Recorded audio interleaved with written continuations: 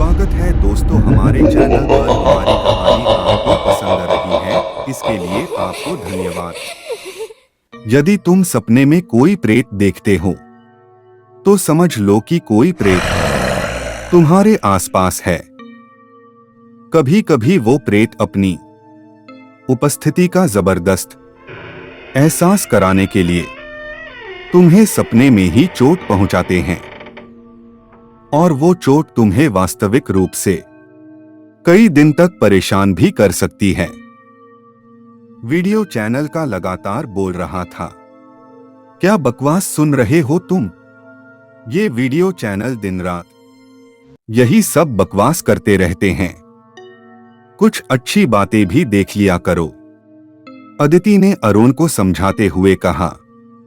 सही कह रही हो अदिति, ये सब बकवास सुनने से दिमाग में कई किस्म के डर पल जाते हैं।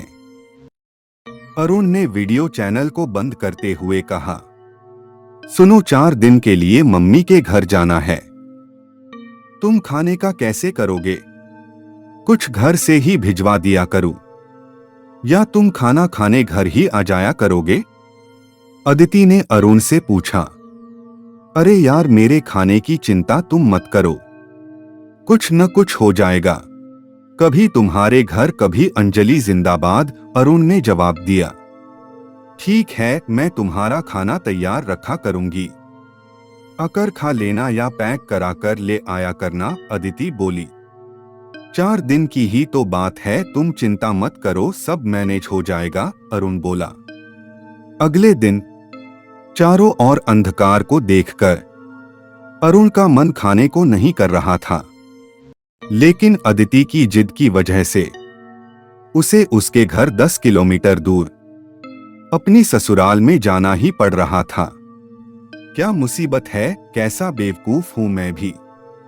शाम को ही खाना खाने निकल जाता तो अच्छा था, अब इतनी रात में घर से निकलना एक बेवकूफी ही थी।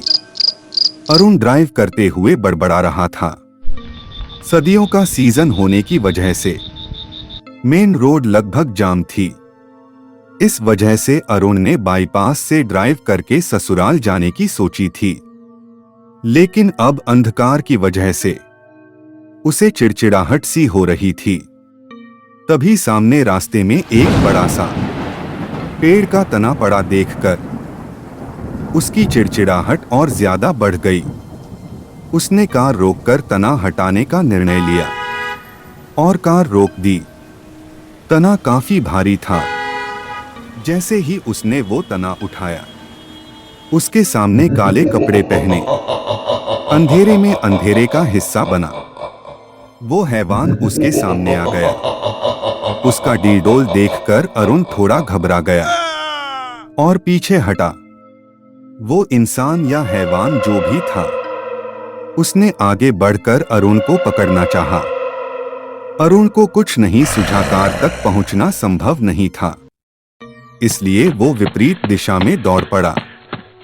वो इंसान या हैवान जो भी था, अब अरुण के पीछे दौड़ रहा था। रास्ता इतना खराब था कि अरुण चाह कर भी तेज नहीं दौड़ पा रहा था। सिड ज्यादा देर न दौड़ सका। जल्दी ही उस हैवान ने अरुण को पीछे से पकड़ लिया और उसके बड़े बड़े हाथ अरुण की छाती से पकड़ लिया, और उसे हैवान की पकड़ इतनी मजबूत थी कि अरुण चाह कर भी नहीं छूट पा रहा था। उसे हवन में अरुण को इतनी मजबूती से पकड़ रखा था, उनकी छाती में बहुत तेज दर्द हो रहा था। अरुण का दम घुट रहा था और उसकी सांसें रुकती जा रही थी, और अरुण के मुंह से कोई भी आवाज नहीं निकल पा रही थी। उसकी आंखों के सामने अंधेरा छाता जा रहा था। वह चाहकर भी कुछ नहीं कर पा रहा था। तमाम कोशिश करने के बाद भी अरुण उसे हैवान से अपने आप को छूटने में नाकाम रहा। फिर अरुण को अदिति ने आवाज दी, जिससे अरुण की आंख खुल गई और वह हड़बड़ा कर बैठ गया और अपने चारों तरफ देखने लगा उस हैवान को। लेकिन वहां अदिति के सिवा कोई नहीं था, और इस सर्दी के मौसम में भी अरुण पसीने से भीग रहा था और हैरत भरी बात यह थी, अरुण को जिस जगह से हैवान ने पकड़ा था वहां बहुत दर्द भी हो रहा था। प्लीज चैनल सब्सक्राइब करें।